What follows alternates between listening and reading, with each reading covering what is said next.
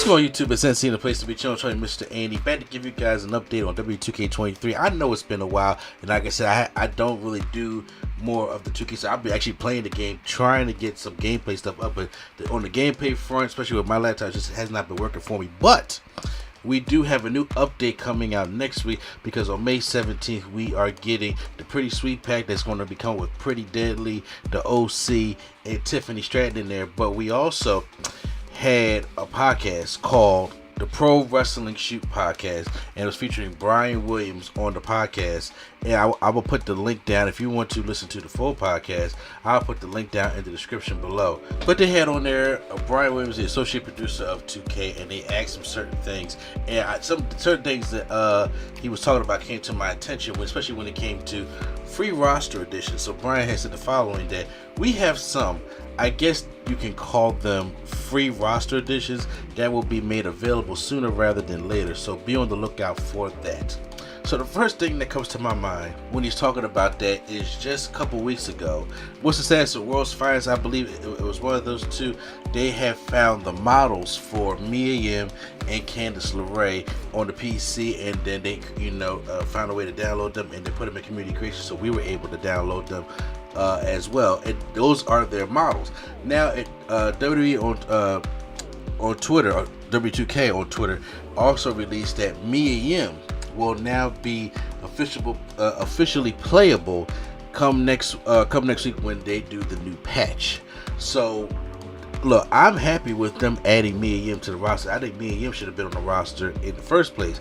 Now, of course, maybe this is going to be Mia Yim, a carryover from 2K22, opposed to Michin Mia Yim, stuff like that. Look, me personally, I don't care. I'm a big fan of Mia Yim. That's my girl right there, and I'm glad they put her in the game, because she came back with the OC, and I'm like, she came back before Valhalla came back, and Valhalla's already in DC. I'm sitting there thinking, like, well, how did that work? And also Candice LeRae, same thing. I think she came back before all of them, and just them being missing, I felt as though that, okay, why are they necessarily missing from this roster? Now with the free roster editions, I'm also thinking that kind of like they did last year. Last year they added, we had a good patch of certain free superstars in the game, and they all did come from my roster. We had like older Shawn Michaels, King Booker, King Corbin, regular Shinsuke Nakamura. We had those characters that was added to the game as well. I'm also thinking that possibly that we can also be adding in some of the My Rise characters as well. Maybe add them in so we don't have to unlock them personally, like from Molly Holly to 2002 Mighty Molly. Then there's Jean Paul Levesque also as well. But also I'm thinking like maybe Chosen, if anybody has played in My Rise yet, maybe Chosen or some of the characters that they have in My Rise, they probably would like add them to the game as well. But I'm hoping like for me, when you do like free roster edition, I'm hoping like Bronson Reed, whose model has been in the game, didn't get a chance to be in there last year because they changed the whole thing up, and came back, but then he's not in the game this year. So it's just kind of like, those are the kind of roster editions I'm looking for. Also in the community, data miner slots have been found for placeholders have been found for Uncle Howdy and The Fiend Bray Wyatt to be part of DLC Pack Part 4. And so like they're being in the system, which is saying that there's a possibility that we could be seeing The Fiend Bray Wyatt along with maybe Uncle Howdy. I don't know if it's a manager wise or Uncle Howdy. These people never yet to have a match. But the World's Finest did find a new Fiend Bray Wyatt model that has been in the game, that has put on community creation that you guys can go download. And I'm sitting thinking like, okay, so there's a possibility that we could be getting kind of more Bray Wyatt, or more DLCs and things like that. And I think that will be kind of good, as well, especially when it comes to like the data mining stuff. So I'm hoping that maybe that could be true. Maybe that we can probably see like Pat McAfee, wondering why he's not in there. Maybe there's some things they had to clear up, because I'm just kind of hoping when we support the game like this, instead of just waiting for those regular DLC packs, just having those look like new characters will really help beef up the game, spruce up the game, especially because I'm already enjoying playing the game as well. Brian Williams also talked about there are about 52 new moves coming for DLC Pack 3. What I believe that's the Race to NXT pack, which comes with Harley Race, Ivy Now, Tony D'Angelo, Trick Williams, and Wendy Chu. I believe that he had made a comment saying one of the characters in that pack will be equipped with a move that is brand new of its type. It's not a move that's been done before, in terms of functionality, and it's something that principal designer Jason Vanderdriver wanted to do as somewhat of a test.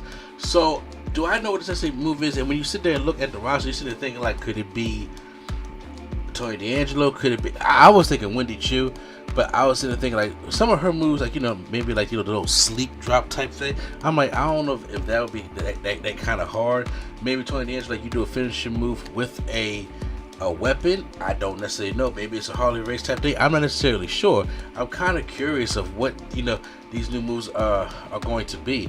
So I'm kind of, you know, kind of excited, you know, to see what's going on. But that doesn't come out until about June 14th, I believe. He did talk about upcoming DLC, like when it comes to Wade Barrett, when they asked him questions about Wade Barrett and which Wade Barrett will be getting in the game. Well, he said we're not going to be getting the Nexus Wade Barrett, but we're not going to get the Bad News Barrett either. We're going to get that Barrett that was kind of like in between.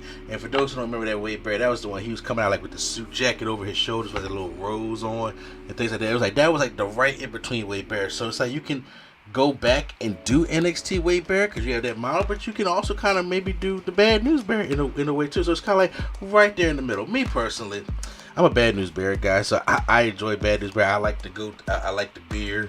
I like that opposed to him not having the beard. So that's just some things, but it doesn't really matter. I'm just glad, you know, we're gonna be getting Wade Barrett in the game and things like that. And throughout the interview, like I said, mine is not going to be such of a detail of things about the interview. You guys listen to the whole interview you want to.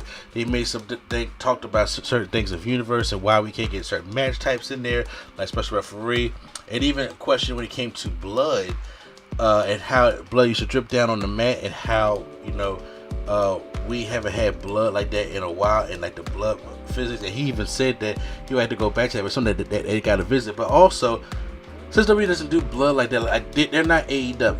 Okay, and I know AEW because right now one of the reasons why AEW's game is taking so long to come out is because of how all that blood was, and they get a team rating, so it's going to be kind of hard to balance that. So I'm not a game designer. I'm not going to have to go through all that kind of stuff like that. But I don't know. I mean, well, it'd be cool to see it because sometimes, like with Brock and Cody and Becca, you get stuff like that.